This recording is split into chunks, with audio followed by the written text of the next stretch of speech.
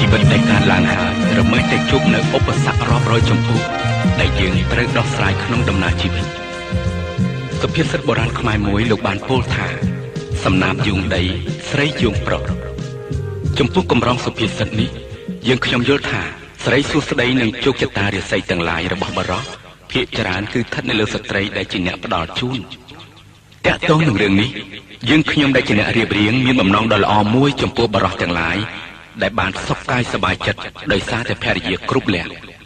សូមកុំមានអារម្មណ៍គិតថាមានស្រីផ្សេងដែលល្អប្រសើរជាងភរិយារបស់លោកឲ្យសោះព្រោះលោកកៅសរ៉ាន់ផ្ទាល់ដែលជាតំណាងឲ្យបរិសុទ្ធមួយចំនួនក៏បានផុងខ្លួនចាញ់កលដោយសារតែខ្វះចិត្តចាក់ក្តីជាមួយនឹងប្រពន្ធកូនហើយបែកចិត្តទៅស្រវារកគូថ្មីទីបំផុតចង់ចំណេញបែរជាដាច់ចំណងហើយបានទទួលមកវិញនៅទុក្ខសោកដ៏សែនធ្ងន់ធ្ងរបៀមជាប់នឹងដើមទ្រូងអស់មួយជីវិត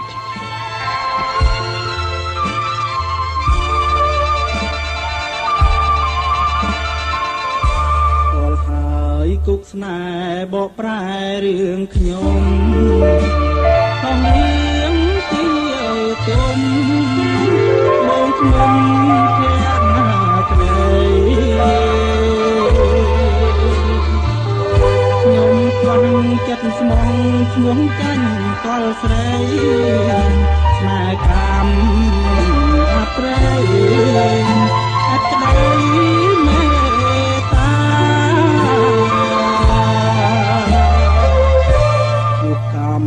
កំណាចអ្នកកាចអ្វីម្លេះ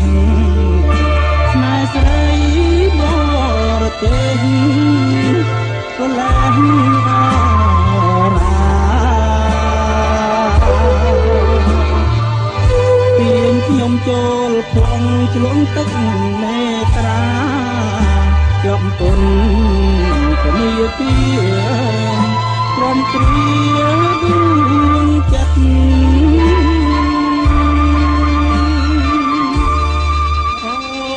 ដំស្នេហាខ្ញុំរយាខ្ញុំបងជ្រុលហួហើយជីវិត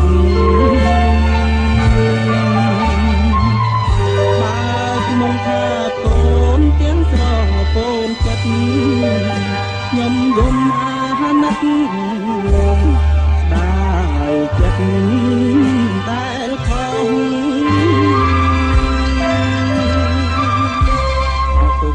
ស្នេហាវាសនាមិនទៀងខ្ញុំยังចំរៀងស្រែកច្រៀងស្រណោះឆ្លើយរឿងខ្ញុំពិតអត់មានចន្លោះខ្ញុំប្រាចិត្តស្មោះគាត់គ្រួងកម្ម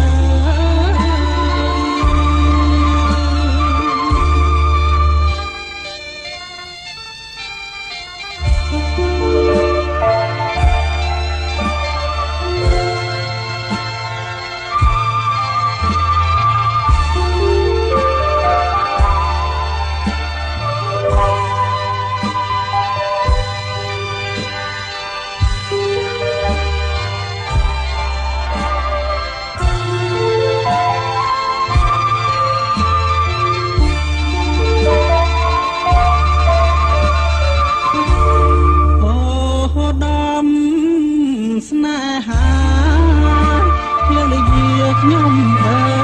យបងជ្រុលហួហើយមកខ្លាយជីវិតបើខ្ញុំមកថាកូនទាំងស្រកូនចិត្តខ្ញុំយំអាណិតស្ដាយចិត្តដែលខុស